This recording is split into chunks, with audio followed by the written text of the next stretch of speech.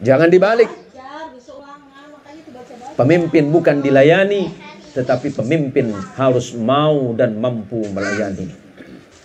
Ada seorang khalifah besar setelah wafatnya Rasulullah Muhammad sallallahu alaihi wasallam.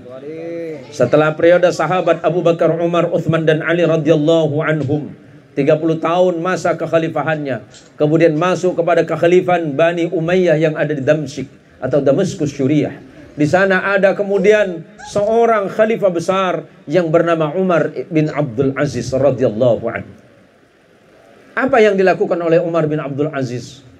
Umar bin Abdul Aziz adalah seorang khalifah besar yang sangat jujur, yang sangat luar biasa, hatinya penuh dengan kerendahan. Dia seorang khalifah, tapi orang seakan-akan tidak tahu kalau dirinya khalifah. Orang tidak tahu kalau dia adalah pemimpin besar sebuah khalifah kekhilafahan yang bernama dinasti Bani Umayyah. Suatu hari, saking jujurnya beliau, anak beliau datang menemui beliau di istana. Anaknya mengetuk pintu. Assalamualaikum ya khalifah. Waalaikumsalam warahmatullahi wabarakatuh.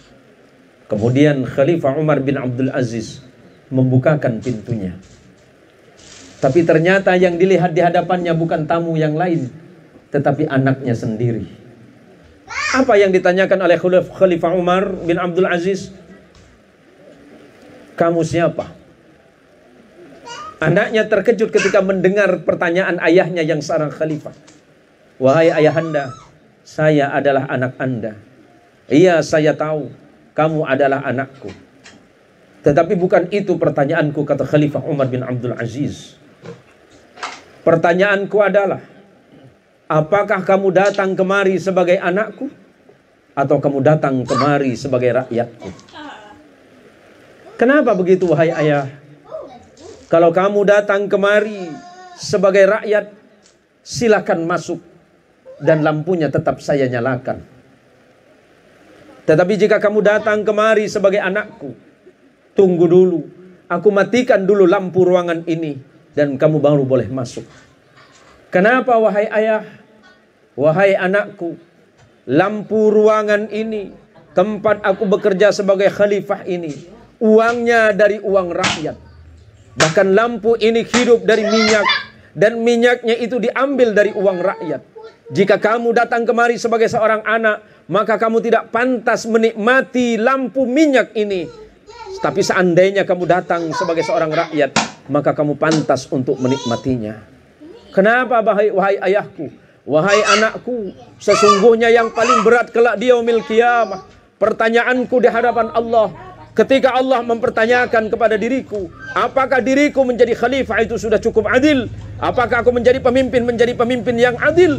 Seandainya aku zalim, maka niscaya aku dikategorikan sebagai orang yang tidak layak mendapatkan ampunan Allah. Karena salah satu orang yang pasti dilaknat oleh Allah dari dunia dan akhirat adalah al-imamun jair, adalah imam atau pemimpin yang tidak tahu tentang kedudukannya sebagai seorang pemimpin. Dia jadi pemimpin tapi dia zalim. Dia jadi pemimpin tapi tidak jujur. Dia jadi pemimpin tapi dia tidak adil kepada rakyatnya. Itulah yang paling ayah takutkan. Dari kisah sederhana ini dapatlah disimpulkan, saudaraku, untuk saudaraku Haji Uthman dan untuk adikku Sudirman, pimpinlah desa Kubu Padi, pimpinlah desa Padijaya dengan pemimpinan yang jujur, yang adil, dan tetap mengedepankan prinsip-prinsip kejujuran, di mana kejujuran harus kita junjung di atas kepala kita. Boleh kita miskin dalam memimpin, tetapi rakyatnya harus makmur ketika kita pimpin. Bukan sebaliknya, raja dan penguasa penuh dengan kekayaan, tapi kemudian rakyatnya penuh dengan kemelaratan. Kelak salah satu orang yang tidak diajak berbicara di hadapan Allah di yaumil qiyamah, Allah tidak akan mengajak seseorang. Siapa dari tiga orang yang tidak diajak bicara? Adalah pemimpin-pemimpin yang zalim, raja yang zalim, yang tidak tahu bagaimana memimpin rakyatnya sebagaimana mimpinnya Rasulullah Muhammad sallallahu alaihi wasallam. Allahumma sholli ala Sayyidina Muhammad. Maka mari kita doakan pemimpin-pemimpin kita, Haji Uthman dan adik saya Sudirman, dapat menjadi pemimpin yang jujur, yang adil dan amanah.